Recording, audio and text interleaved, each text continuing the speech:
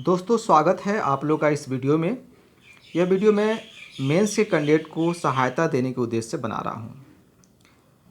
अब जैसा कि आप जानते हैं कि नई शिक्षा नीति सरकार ने घोषित कर दी है। अब इस घोषणा के बाद उम्मीद है कि प्रश्न पूछा जा सकता है, तो चलिए इसको आप सीखिए। और मैं मदद के लिए बना रहा हूँ उन लोग का जिनको लगता है कि सर शिक्षा नीति पढ़ लिए, यूट्यूब पर काफ़ी फैक्ट देख लिए, लेकिन किस प्रकार से हम अच्छे से वाक्य विन्यास करें, लेखन शैली कितनी अच्छी होनी चाहिए, समीक्षा पूछ देगा तो किस प्रकार से मैं लिख पाऊँगा, समझ में नहीं आ रहा है कैसे किन तथ्यों को आगे रखूँ पीछे रखूँ। तो आप हमसे जुड़ सकते हैं और आप लिख कर दिखा भी सकते हैं। देखिए कई स्टूडेंट्स की कॉपियाँ हमारे पास आई हुई है और मैं मेंस की तैयारी करवाता हूँ, कॉपी को बहुत अच्छे से चेक करता हूँ, टेस्ट सीरीज भी चलता है। ठीक है, ये सारी कॉपियाँ स्टूडेंट्स की है। चलिए मैं इस पर चलता हूँ। आप व्हाट्सएप नंबर ले लेंगे मुझसे और फिर बात करेंगे। ये सिर्फ एक प्रयास है ताकि आप फैक्ट्स को कैसे जोड़ पाएँ, क्योंकि जो परीक्षाएं होती है मेंस की उसमें विश्लेषणात्मक लेखन करना पड़ता है, तार्किक विश्लेषण बहुत ज़रूरी होता है, केवल फैक्ट डालने से नहीं हो सकता है। तो चलिए मैं इसको शुरू करूँ। सबसे पहले आभार व्यक्त करूँ राजेंद्र प्रताप गुप्ता जी का। शिक्षा के क्षेत्र में काफ़ी अनुभवी हैं और ये राष्ट्रीय शिक्षा नीति समिति के सदस्य भी रह चुके हैं, विशेषज्ञ भी हैं। मैं शुरू करता हूँ यहाँ से ताकि वीडियो लंबा नहीं हो, जरूरी बात यहीं से है।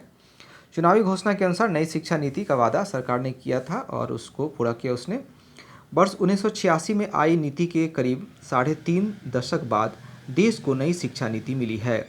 यह भारत को विश्व शक्ति बनाने की राह पर ले जाएगी और उसकी बुनियादी ज्ञान पर आधारित होगी। यह नीति शैक्षणिक ढांचे में बदलाव करने वाली है। शिक्षा में गवर्नेंस, डिलीवरी और उसके वित्त पोषण के लिहाज से यह पारिभाषिक, ढांचागत, संस्थागत ढांचे से लेकर परिचालन के स्तर पर परिवर्तन एवं कायाकल्प करने वाली है। जहाँ तक प्रभाव के दृष्टिकोण से बड़े बदलाव की बात है, तो मुझे सबसे अहम पहलू यही लगता है कि हमने शिक्षा में ठहराव को समाप्त किया है।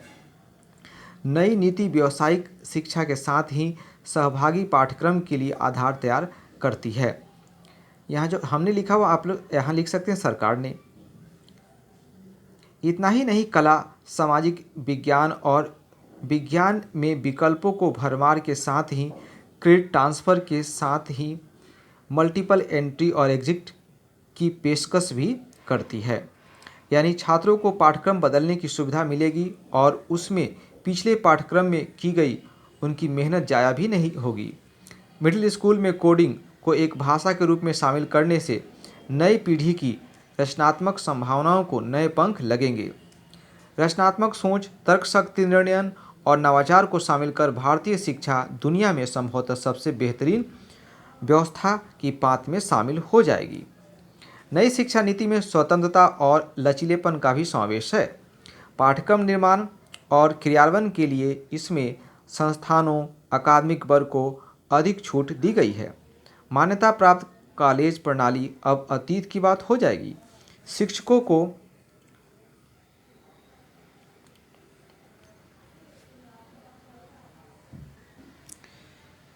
को अपने हिसाब से पढ़ाने की आज़ादी होगी। अध्ययन के तौर तरीके भी ऐसे अनुभव आधारित अधिक होंगे जिससे सीखने की प्रक्रिया में सहभागिता बढ़ेगी। इसे पाठ को रटने की बजाय वास्तव में ज्ञान का हस्तांतरण प्रभावी रूप में संभव हो सकेगा। स्वमूल्यांकन के साथ बृहद रिपोर्ट कार्ड छात्रों को गहन आत्मविश्लेषण की ओर अग्रसर कर उनके भीतर व्यापक बदलाव का आधार बनेगा। दिग्गजों के प्रेरक वीडियो न केवल बच्चों पर पढ़ाई का बोझ घटाएंगी, बल्कि इससे उन्हें प्रेरणा भी मिलेगी। नई शिक्षा नीति को हमने लचीला तो बनाया है, लेकिन यह भी सुनिश्चित किया है कि उससे कोई समझौता न हो। चाहे स्कूली शिक्षा हो या कोई डिग्री, उसे हासिल करने के बाद सक्षमता बढ़नी चाहिए। इसलिए मिडिल स्कूल में व्यावसायिक शिक्षा का प्रावधान किया गया है। इसका तात्पर्य यह है कि हम विभिन्न क्षेत्रों में कौशल संवर्धन और क्षमता निर्माण को ध्यान में रखते हुए शिक्षा को प्रासंगिक बना रहे हैं। कौशल अर्जित करने के बाद कोई पढ़ाई के दौरान कमाई भी करने में सक्षम हो सकेगा। सक्षमता आकलन से शिक्षा और सार्थक बनेगी। मौजूदा सैद्धांतिक शिक्षा ढांचेकरण बीच राह पढ़ाई छोड़ने वालों की समस्या का भी समाधान होगा। 2 वर्षीय डिप्लोमा, दीर्घावधि degree course, academic credit bank और क्रेडिट स्कोर के साथ MOOS यानी मैसिव ओपन ऑनलाइन कोर्सेज जैसे नवाचारी कदम इसलिए उठाए गए हैं। देखिए यहाँ पर कई जैसे कोर्सेज दिए हैं, तो क्या करते हैं नए लोग, नए कैंडिडेट्स, वो सारा कुछ चाहते हैं लिखने के लिए सारा कुछ फैक्ट, बट ऐसा नहीं करना है। देखिए कुछ लिख देते हैं और किस प्रकार से यहाँ पर कह देते हैं ऑनलाइन कोर्सेज जैसे नवाचारी कदम इसलिए उठाए गए हैं। तो ये मेंस में कला सीखनी पड़ती है, लेखन कला। सरकारी एवं निजी संस्थानों के लिए एक समान मानक सुनिश्चित करने से हम बेहतर नतीजों की उम्मीद कर सकते हैं, क्योंकि अब सभी के लिए मैदान एक समान है। शिक्षक नियुक्ति प्रक्रिया में परिवर्तन, उनके कार्यकाल की निगरानी और शिक्षकों के लिए उपलब्ध प्रशासनिक दायित्वों की व्यवस्था ऐसे क्रांतिकारी बदलाव हैं जो अच्छी प्रतिभाओं को अकादमिक जगत की ओर आकर्षित करेंगे। जहाँ तक अवसंरचना के पैमाने की बात है, तो प्रत्येक जिले में उच्च शिक्षा संस्थानों और डिजिटल शिक्षा वाली क्लस्टरिंग अप्रोच के साथ जिला स्तर